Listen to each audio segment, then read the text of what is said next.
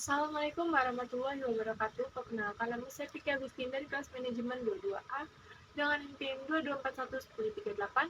Di sini saya akan menjelaskan tentang perencanaan sumber daya manusia.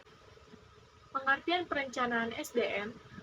Perencanaan sumber daya manusia adalah proses sistematik untuk meramalkan kebutuhan pegawai, demand, dan ketersediaan suplai pada masa yang akan datang, baik jumlah maupun jenisnya, sehingga Departemen SDM dapat merencanakan rekrutmen, seleksi, pelatihan, dan aktivitas yang lain dengan baik.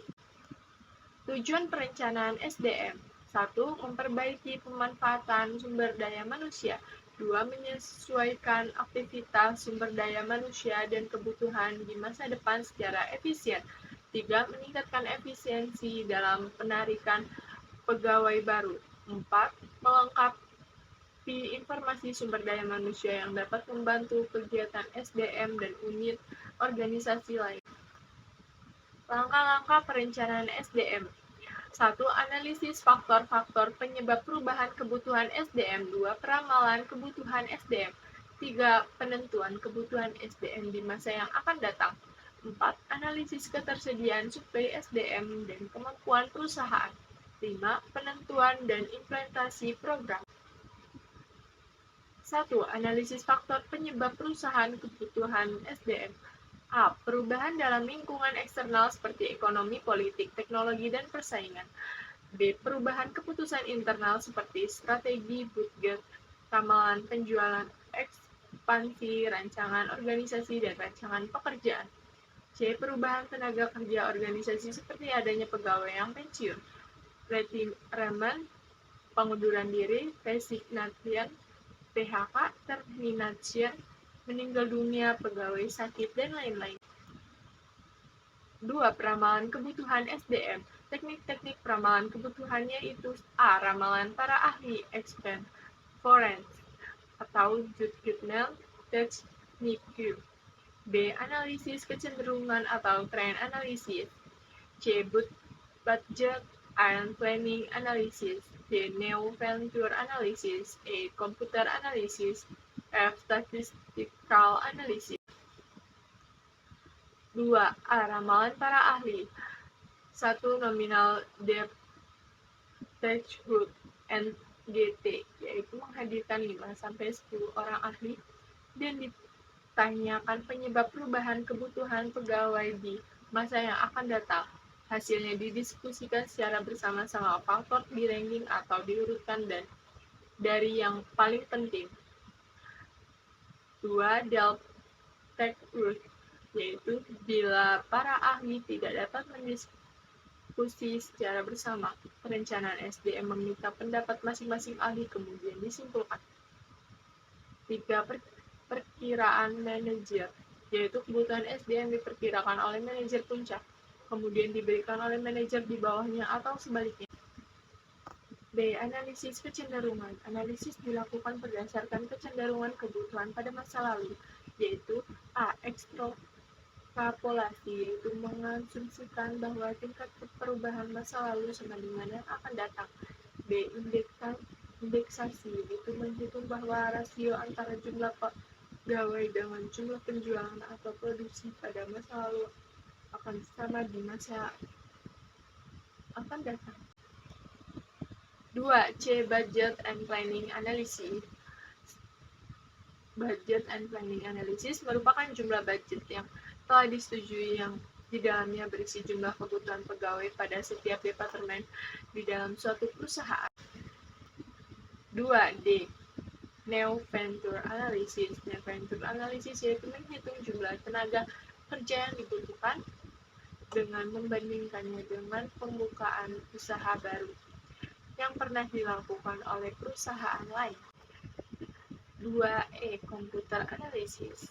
Computer analysis yaitu suatu program perhitungan yang dilakukan oleh komputer melalui rumus matematika, rasio-rasio atau indeksasi dan ekstrapolasi secara bersama-sama. Human resource management is an essential part of a business's strategic plans for success. An HR manager has a wide variety of responsibilities. A key part of human resource management is to develop and maintain a workforce that is both productive and happy. This may also mean training new staff and even working with current staff to help them achieve career growth, which in turn helps the company meet its goals. An HR manager will also be involved in planning for a company's future and adding to the company's competitive advantage. Reward systems are also the responsibility of a human resources department, including employee compensation, incentives, and benefit packages. And, of course, an HR manager has to be able to effectively address conflicts that may arise between coworkers. In addition to these tasks, the responsibilities of human resources also include worker protection, health and safety of employees, enforcing employee rights, and developing the organizational culture. This course will guide you through developing the individual, group, and cultural skills required to help an organization be a desirable place to work.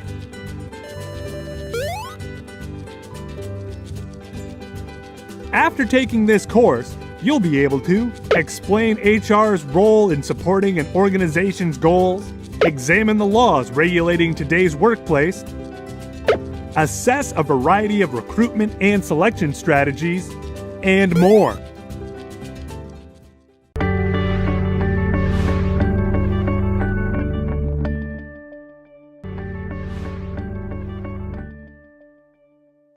Human resource management is an essential part of a business's strategic plans for success. An HR manager has a wide variety of responsibilities. A key part of human resource management is to develop and maintain a workforce that is both productive and happy. This may also mean training new staff and even working with current staff to help them achieve career growth, which in turn helps the company meet its goals. An HR manager will also be involved in planning for a company's future and adding to the company's competitive advantage. Reward systems are also the responsibility of a human resources department, including employee compensation, incentives, and benefit packages. And, of course, an HR manager has to be able to effectively address conflicts that may arise between coworkers. In addition to these tasks, the responsibilities of human resources also include worker protection, health and safety of employees, enforcing employee rights, and developing the organizational culture. This course will guide you through developing the individual, group, and cultural skills required to help an organization be a desirable place to work.